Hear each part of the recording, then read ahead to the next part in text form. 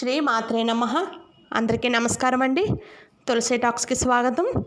మనం ఈరోజు చెప్పుకుంటున్న విషయం ఏమిటంటే దసరా నవరాత్రుల కోసం సెప్టెంబర్ 22 నుంచి స్టార్ట్ అవుతున్నాయి కదండి. 22 సోమవారం నుంచి అక్టోబర్ 2 వరకు శరన్నవరాత్రులు అనేవి స్టార్ట్ అవుతున్నాయండి.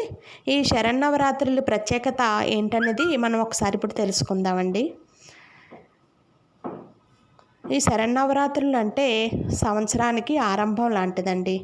ఎందుకు అంటే నక్షత్రములలో మొదటి నక్షత్రం అశ్విని నక్షత్రం. అశ్విని నక్షత్రంతో కలిసి వచ్చిన మాసం కాబట్టి ఆశ్వయుజ మాసం.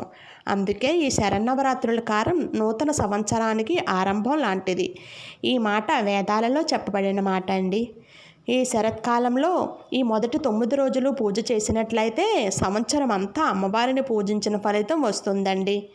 ఈ శరన్నవరాత్రుల్లో 9 రోజులు పూజ చేయడం కుదరదు అనుకునే వాళ్ళు 5 రోజులైనా చేసుకోవచ్చండి. పంచమి నుంచి మొదలు పెట్టాలి. 5 రోజులు కూడా కుదరని వాళ్ళు 3 రోజులు చేసుకోవచ్చండి. సప్తమి నుంచి మొదలు పెట్టాలండి. అప్పుడు త్రిరాత్రి వ్రతం అవుతుందండి.